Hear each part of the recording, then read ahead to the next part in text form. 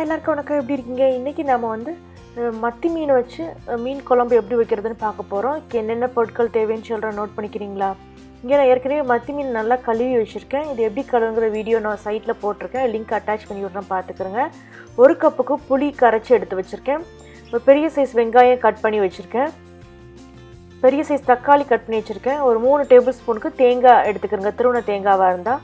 ஒரு 10லேருந்து 12 நம்பர் வெள்ளைப்பூடு உரிச்சு வச்சுக்கிறோங்க. 3 பச்சை மிளகாய் எடுத்துருக்கேன். கொஞ்சம் கருவேப்பிலை சேர்க்க போகிறோம். இது வந்து ஃபிஷ் கறி மசாலா. இது வந்து 3 டேபிள் ஸ்பூனுக்கு எடுத்துருக்கேன். இது எப்படி பண்ணுற வீடியோ லிங்க் அட்டாச் பண்ணி விட்றேன், பார்த்துக்கிறேங்க.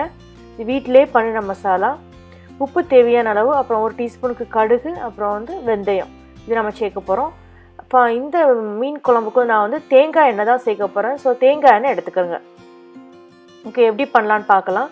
முதல்ல வந்து இந்த தேங்காய், அப்புறம் எடுத்து வச்சுருக்கிற வெட்டி வச்சுருக்க வெங்காயம் இருக்குல்லையா, அதில் கொஞ்சமும், அதுக்கப்புறம் ஒரு பாதி தக்காளியையும் போட்டு கொஞ்சம் தண்ணி ஊற்றி நல்லா அரைச்சிக்கலாம். அதில் நான் ஒரு 3 பல்லு வெள்ளைப்பூடையும் சேர்த்துக்கிறேன். அதை அரைச்சி எடுத்தாச்சு. இப்போ எண்ணெயை சட்டியில் சுட வச்சாச்சு. இதில் நான் வந்து எடுத்து வச்சுருக்க கடுகையும் அந்த வெந்தயத்தையும் போட்டுட்டு வெட்டி வச்சுருக்க வெங்காயத்தையும் போட்டு நல்லா வதக்கலாம். இதில் நாம் எடுத்து வச்சுருக்க கருவேப்பிலையும் சேர்த்துடணும். பச்சை மிளகாவே நான் இப்போ சேர்த்துருக்கேன். இதை சேர்த்துட்டு நல்லா வதக்குங்க. இப்போ ஓரளவு கண்ணாடியாக வந்ததுக்கப்புறம் நம்ம மிச்சம் இருக்கிற அந்த தக்காளி பழத்தையும் இதில் சேர்த்து வதக்குறோம். தக்காளி பழம் நல்லா மசிஞ்சதுக்கப்புறம் நம்ம எடுத்து வச்சுருக்க அந்த வெள்ளைப்பூடு பல் இருக்கு இல்லையா, அதையும் இதில் போட்டுட்டு, அப்புறம் எடுத்து வச்சுருக்க மீன் குழம்பு மசாலா 3 டேபிள் ஸ்பூன் மசாலா அதை போடுறோம். உங்களுக்கு மீன் குழம்பு மசாலா இல்லைன்னா நீங்கள் வந்து மிளகாய்த்தூள், மல்லித்தூள், ஜீரகத்தூள் சேர்த்தா போதும்.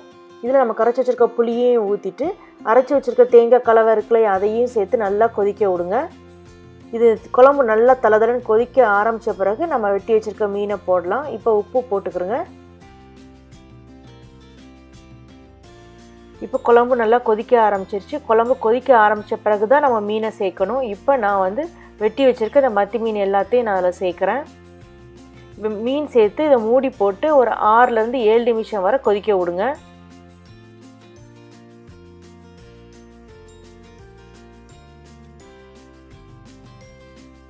இப்போ நல்லாவே கொதிச்சிருச்சு. நமக்கு மீன் குழம்பு ரெடி ஆயிடுச்சு. இது ட்ரை பண்ணி பாருங்கள். பார்த்துட்டு உங்கள் கமெண்ட்ஸ் சமையல் விருந்தில் போஸ்ட் பண்ணுங்கள். இந்த வீடியோவை லைக் பண்ணுங்கள், சேனலை சப்ஸ்கிரைப் பண்ணுங்கள். நம்ம இன்னொரு வீடியோவில் சந்திக்கலாம். நன்றி, வணக்கம்.